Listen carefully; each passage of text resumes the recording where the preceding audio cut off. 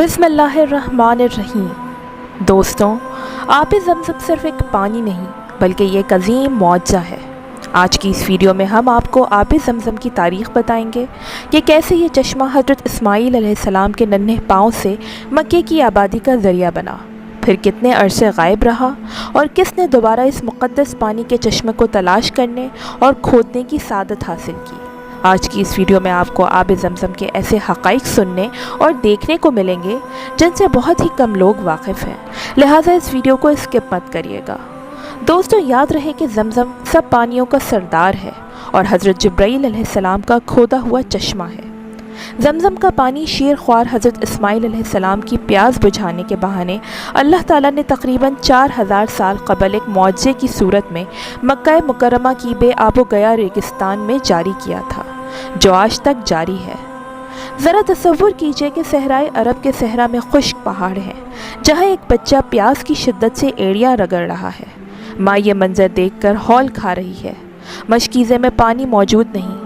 सहरा की तपती दोपहर और झुलसाती धूप लू के थपेड़ों ने उन्हें निढाल कर दिया है। माँ अपने बेटे को बिलखता सिसकता और तड़पता देख न सकी और पानी की तलाश में सामने मौजूद सफ़ा के पहाड़ पर चढ़ गई, लेकिन पानी नहीं मिला। उस पहाड़ से उतरकर दूसरी तरफ मौजूद मरवा नामी पहाड़ पर जा पहुंची। 3 चक्कर लगाकर ममता की मोहब्बत के हाथों मजबूर होकर वो वापस आई। बेटे को पहले की तरह तड़पता बिलखता देखकर वापस पलटी। दोबारा वही चक्कर। पहाड़ से उतरती और तेज़ी से दूसरे पहाड़ पर चढ़ जाती। पानी की तलाश में मजबूर और लाचार माँ इन पहाड़ों के 7 चक्कर लगा चुकी थी, लेकिन पानी कहीं ना मिला। और फिर वो बेकरार माँ दौड़कर अपने बच्चे की तरफ आई, जो बहुत ज़्यादा निढाल हो चुका था। अपने बंदों से प्यार करने वाला खुदा ये मंजर देख रहा था। उसने फ़ौरन हज़रत जिब्राईल अलैहिस्सलाम को वहाँ भेजा। हज़रत इस्माईल अलैहिस्सलाम ने एड़ी ज़मीन पर मारी और ज़मीन से पानी का चश्मा उबल पड़ा। बज़ाहिर आखिरी सांस लेते हज़रत इस्माईल अलैहिस्सलाम की बेताब माँ हज़रत हाजरा अलैहिस्सलाम उबलता पानी का चश्मा देखकर खुशी से निहाल हो गई और पानी के गिर्द मुंडेर बना दी ताकि पानी इधर उधर ना जाए। इसी बारे में सरवर कौनैन हज़रत मोहम्मद सल्लल्लाहु अलैहि वसल्लम का फरमाने आली शान है कि अगर हाजरा अलैहिस्सलाम इस पानी के गिर्द मुंडेर ना बनाती तो आज ये पानी दरिया की शक्ल इख्तियार कर लेता। इस अजीब व गरीब पानी ने माँ बेटे को खजूर और खाने से भी बेनियाज कर दिया। पानी पीते ही प्यास के साथ साथ धूप का एहसास भी मिट गया। रवायात बताती हैं कि कुछ दिन ना गुजरे थे कि बनो जरहम का एक काफ़िला वहाँ से गुजरा। देखा कि मक्के की घाटियों पर परिंदे उड़ान भर रहे हैं। इनके लिए हैरान कुन और नाकाबिल यकीन था। इस इलाके में तो खाक उड़ती फिरती थी। वो हैरान थे कि परिंदे यहाँ कैसे। अरब के रेगिस्तानों में तो परिंदे सिर्फ पानी वाली जगह पर नजर आते थे। इस जुस्तजू ने उन्हें इस घाटी की तरफ आने पर मजबूर कर दिया। पानी का चश्मा और एक माँ बेटे को देखकर शश रह गए। हज़रत हाजरा अलैहिस्सलाम ने उन्हें सारा किस्सा सुनाया। काफ़िले के लोग ये वाक़या सुन रहे थे और वो बेहद मुतासिर हुए और माँ और बेटे की अज़मत इनके दिलों में बैठ गई। उन्होंने हज़रत हाजरा अलैहिस्सलाम से वहाँ बसने की इजाज़त मांगी तो उन्होंने बखुशी इजाज़त दे दी। यूँ सहराए अरब का ये बंजर और वीरान रेगिस्तान आबाद हो गया और यही मंशा खुदावंदी थी। हज़रत इस्माईल अलैहिस्सलाम बड़े हुए तो इस कबीले के सरदार उमर बिन मक्कास की बेटी के साथ शादी कर ली। हज़रत औलाद पैदा हुई और उसको बनु बाकर कहा जाने लगा। बनु जरहम और बनु बाकर बाहमी इत्तेफाक व इत्तेहाद के साथ कई साल तक रहे, लेकिन आहिस्ता आहिस्ता इनमें इख्तलाफात शुरू हो गए, जो इस कदर बढ़े कि बनु बकर और बनु जरहम को इलाक़े से निकाल दिया गया। रिवायात बताती हैं कि बनु जरम ने इस इलाक़े को छोड़ने से पहले काबे का सारा ख़जाना ग़िलाफ़े काबा और कीमती तलवारें ज़मज़म के फूल में डाल दी और मिट्टी से कुएँ को बंद करके ज़मीन को बराबर कर दिया और यूँ आब ज़मज़म के इर्द गिर्द का इलाक़ा भी वीरान हो गया। हज के दिनों में वो इलाक़ा आबाद होता, लेकिन आब ज़मज़म का क़िस्सा याद माजी बनकर रह गया था। तारीख़ बताती है कि साल हर साल गुजर गए। 6ठी सदी ईस्वी में खाने काबा के निगरान इंतकाल कर गए। अब्दुल मुत्तलिब को अमूर का निगरान बना दिया गया। रसूलुल्लाह सल्लल्लाहु अलैहि वसल्लम की विलादत से चंद साल पहले आप सल्लल्लाहु अलैहि वसल्लम के दादा अब्दुल मुत्तलिब को ख्वाब में बशारत हुई। कोई कह रहा था कि तैयबा को खोदो। हज़रत अब्दुल मुत्तलिब को मालूम नहीं था कि तैयबा क्या है। अगली रात फिर ख्वाब आया, कहा गया कि बरा को खोदो, मगर वो बरा को भी नहीं जानते थे।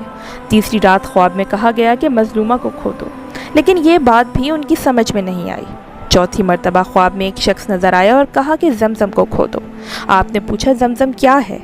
جواب ملا، زمزم وہ ہے جس کا پانی ختم نہ ہوگا، نہ خشک ہوگا، حاجیوں کو خاطر خواہ سیراب کرے گا۔ نشانی اس کی یہ ہے کہ وہاں چونٹیوں کی بہت سی ویلنگ ہے اور کوا زمین کھودتا رہتا ہے۔ عبد المطلب اپنے بیٹے حارث کے ساتھ اس جگہ پہنچے اور کھدائی شروع کی۔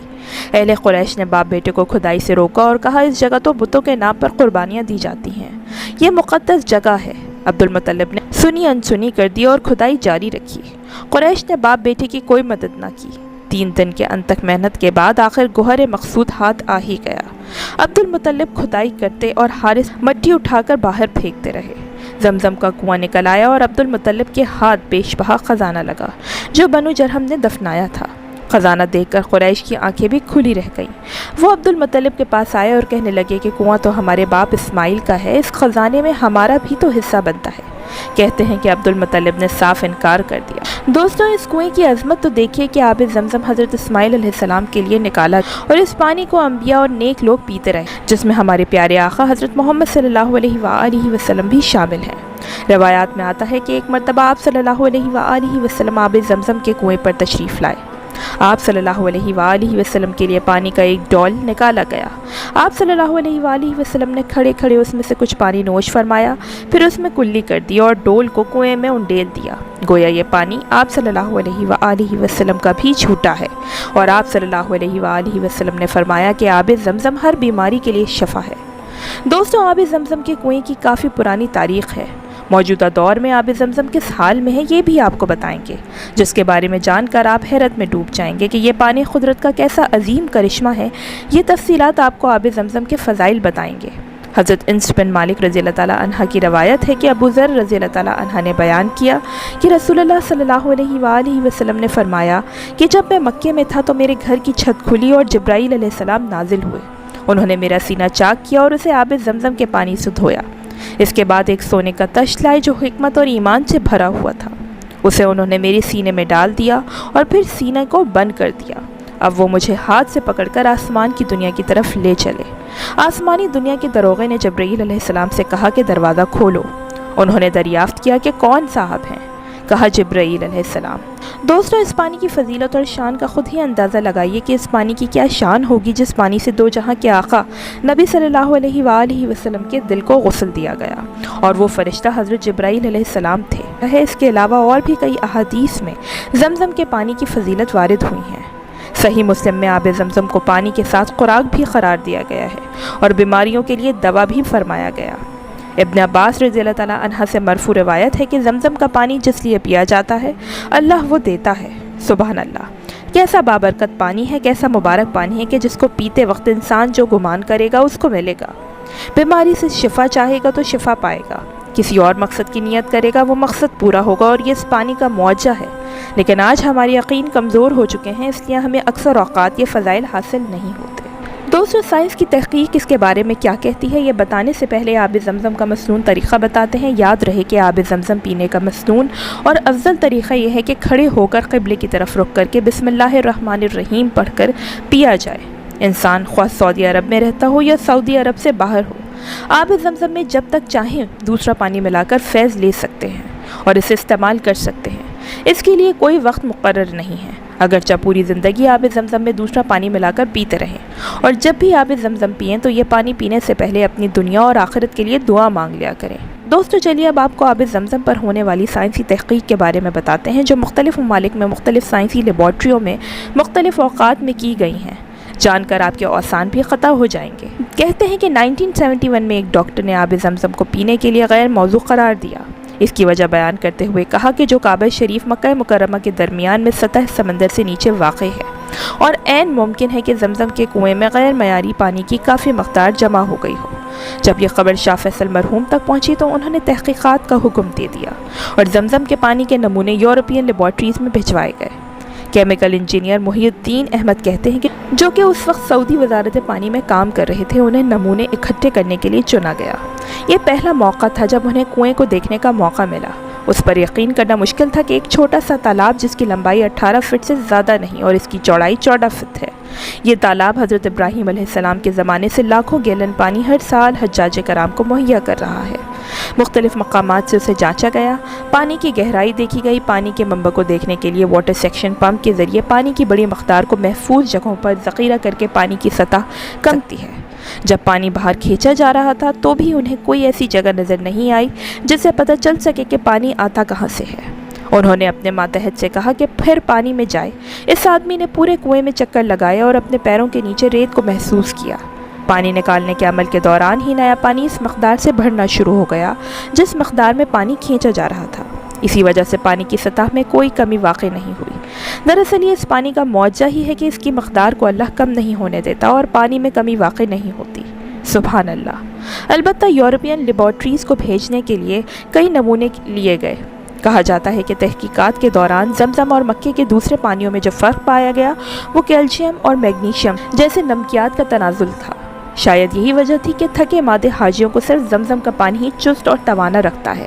اور صرف یہی نہیں بلکہ تحقیقات نے یہ انکشاف بھی کیا ہے کہ زمزم میں فلورین کا مرکب بھی پایا جاتا ہے جو کہ مختلف قسم کے بیکٹیریاز کو جڑ سے اکھاڑ پھینکتا ہے، اور یورپین لیبارٹریز کے نتیجے کے مطابق یہ پانی پینے کے لیے موزوں ترین قرار دیا گیا، اور یوں اس ڈاکٹر کا دعویٰ جھوٹا ثابت ہوا جس نے اس مقدس پانی کے بارے میں اپنی غلیظ سوچ کا اظہار کیا تھا۔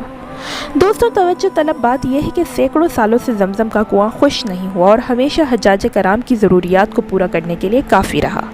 یہ مسلمہ حقیقت ہے کہ دنیا کے مختلف حصوں سے ہر سال مسلمان یہاں کی سعادت حاصل کرتے ہیں اور یہی پانی پیتے ہیں اور استعمال کرتے ہیں۔ اس قدرتی پانی کو کسی کیمیائی عمل سے نہیں گزارا جاتا، نہ کلورین ملائی جاتی ہے۔ عام کنووں میں مختلف قسم کے پودے آتے ہیں یا فنجائی جم جاتی ہے جس سے پانی کا ذائقہ وہ تبدیل ہو جاتے ہیں، مگر زمزم کے کنویں میں کوئی پودا یا فنجائی وغیرہ نہیں لگتی۔